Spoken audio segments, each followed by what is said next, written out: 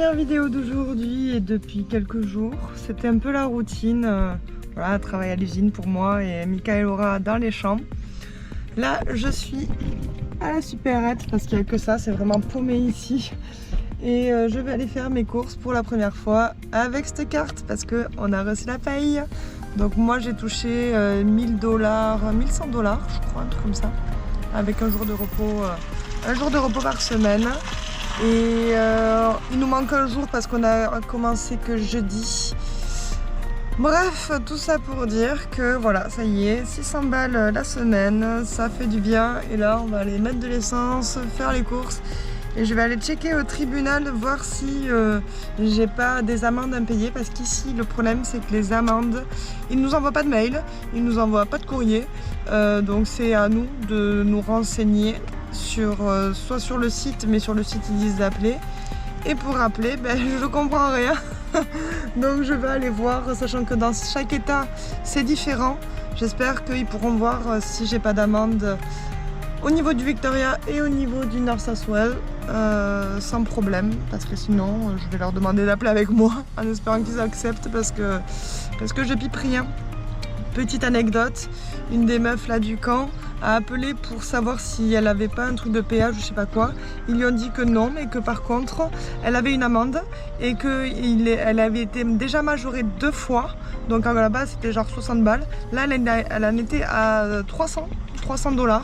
Et il fallait qu'elle paye dans les 2 jours. Il lui restait plus que 2 jours. Sinon, ben, elle a demandé ce que ça faisait si elle n'avait pas payé l'amende, enfin qu'elle payait pas. Et on lui a dit que c'était retrait de permis. Donc voilà, sans se renseigner, on peut carrément perdre son permis juste pour une infraction qu'on aurait payé 60 balles à la base. Voilà pourquoi je vais aller me renseigner si j'ai pas fait une petite infraction, sachant que la première semaine, j'avais pas ce truc là pour le téléphone. Donc je l'avais sur mes genoux.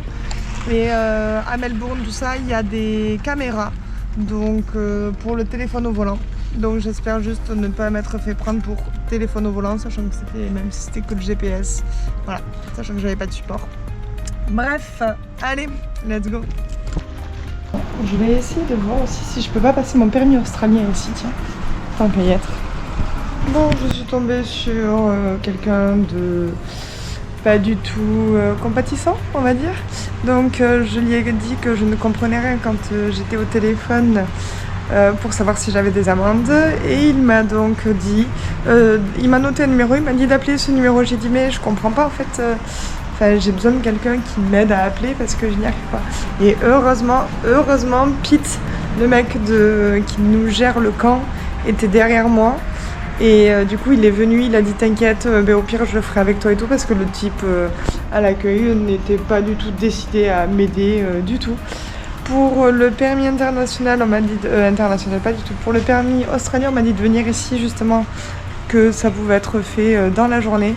Lui il m'a dit qu'il fallait que j'envoie un mail au consulat, enfin bref, des démarches de ouf. Donc je sais pas du tout si je vais le passer au final, ou si je le passe ça va me prendre au taquet de temps.